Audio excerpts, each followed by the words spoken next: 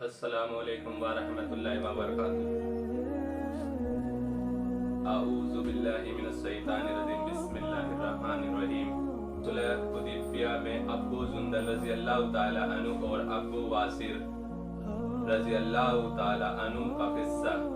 سن 6 ہجری میں حضور اقدس صلی اللہ علیہ وسلم عمرہ کے ارادے سے مکہ تشریف لے جا رہے تھے۔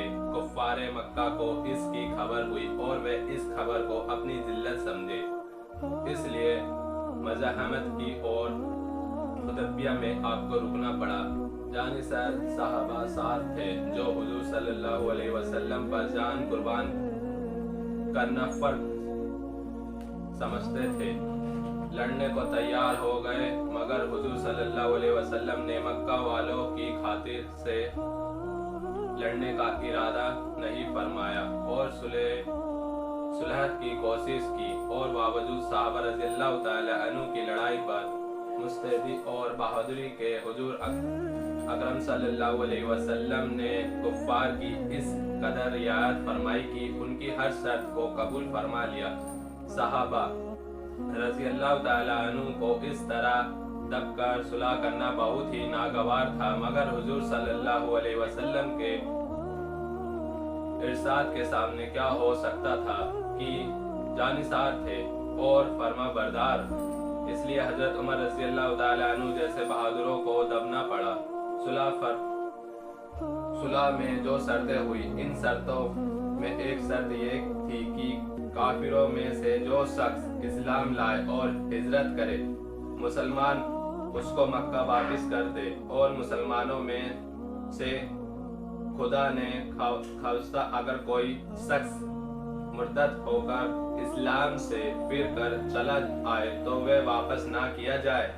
یہ صلح نامہ ابھی تک پورا لکھا بھی نہیں گیا تھا کہ حضرت ابو جندل ایک صحابی تھے جو اسلام لانے کی وجہ سے طرح طرح کی تکلیف برداشت کر رہے تھے اور زنجیروں میں بندھے ہوئے تھے۔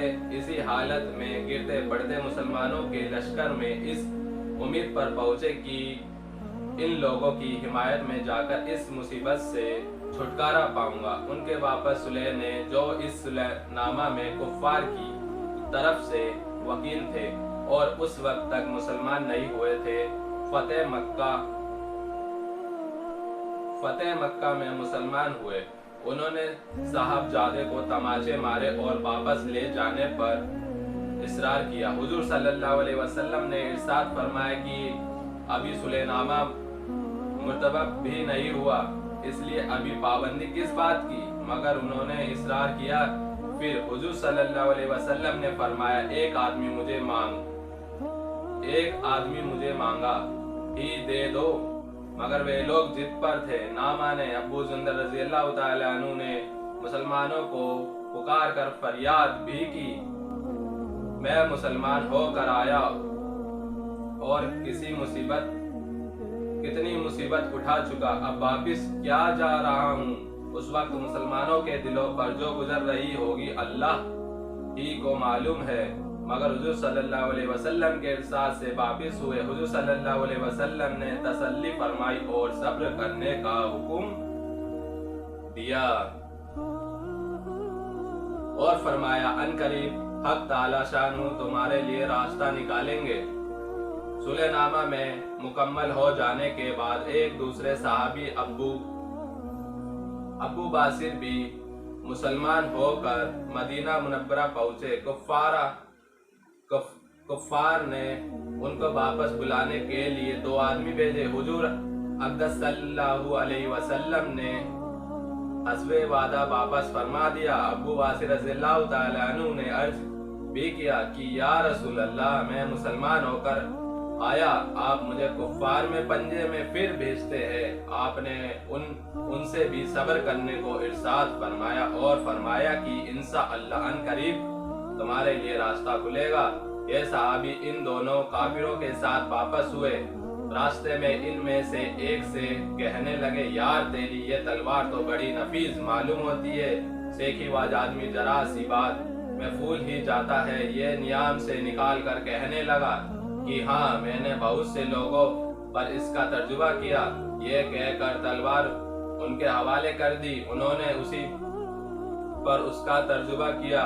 دوسرا ساتھی یہ دیکھ کر کہ ایک کو نمٹا دیا، اب میرا نمبر ہے، بھاگا ہوا مدینہ آیا اور حضور اکرم صلی اللہ علیہ وسلم کی خدمت میں حاضر ہو کر عرض کیا کہ میرا ساتھی مر چکا ہے، اب میرا نمبر ہے۔